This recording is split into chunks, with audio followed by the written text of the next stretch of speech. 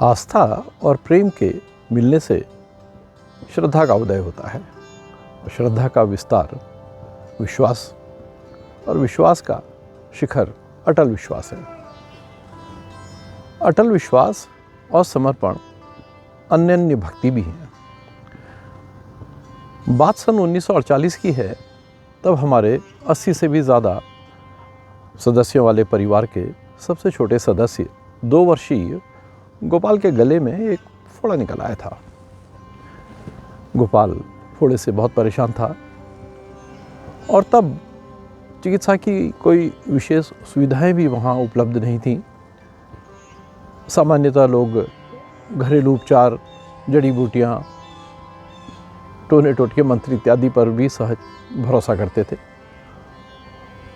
और तब महात्माओं के आश्रम भी वहाँ थे जिन पर लोगों की व्यापक श्रद्धा थी।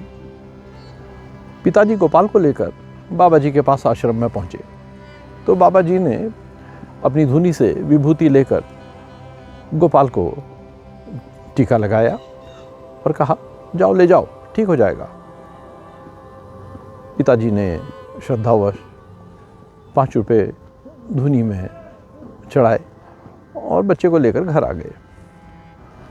उस रात ही गोपाल का फोड़ा फूट गया और बच्चे को आराम भी हो गया।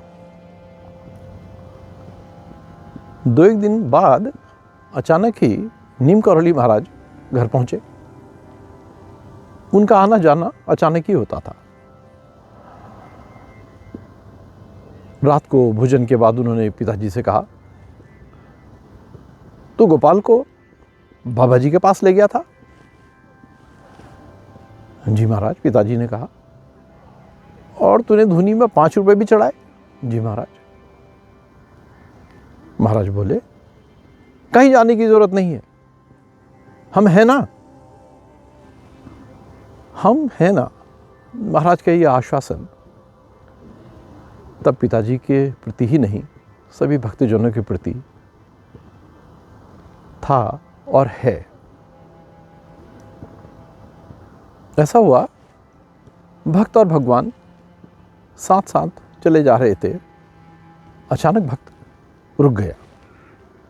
भगवान ने कहा, क्यों, चलोगे नहीं आगे?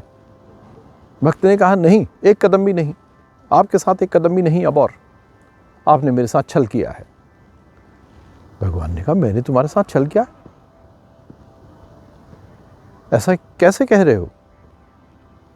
और भक्त ने कहा, वो देखो, मार्ग में तुम्हारे छल की पूरी कहानी छपी हुई है। जहां जहां मार्ग अच्छा था, सुगम था, तुम बेशक मेरे साथ चल रहे थे। तुम्हारे कदमों के निशान और मेरे कदमों के निशान साथ साथ हैं।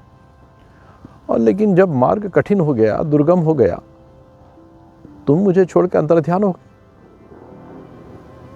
भगवान ने कहा, लेकिन ये तुझे कैसे पता लगा? उसने कहा, जहां मार्ग कठिन है वहां मेरे कदमों के निशान हैं, आपके नहीं। भगवान ने कहा, पास जाके देख। और भक्त पास गया। फिर भगवान के चरणों के चिन्ह पहचानने में उसे गलती नहीं हो सकती थी। अवाक रह गया। वो कदमों के निशान भक्त के नहीं, भगवान के थे। हैरान होकर उसने भगवान की ओर को देखा और भगवान ने कहा, देख, जब तेरा मार्ग सुगम था, सरल था, मैं तेरे साथ चल रहा था। और जब तेरा मार्ग कठिन हो गया, कांटों से भरा हुआ हो गया, मैं तुझे गोद में लेके चल रहा था। भक्ति की आंखों में आंसू आ गए। भगवान ने कहा, आप चल भी आगे। दरअसल भक्ति का मार्ग प्रेम का मार्ग है। और प्रेम से संदेह हो जाना, रूठना मनाना तो सहज सी बात है।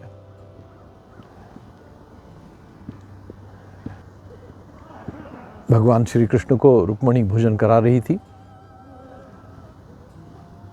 कृष्ण चौकी पर आकर बैठे। रुक्मिणी ने थाल लगाया और आगे बढ़ाया। कृष्ण ने पहला कौर तोड़ा ही था कि अचानक भोजन को छोड़ के भागे दरवाजे की ओर को। रुक्मिणी हक्की बक्की देखते रह गई, यह क्या? और कृष्ण दरवाजे पर पहुंचे।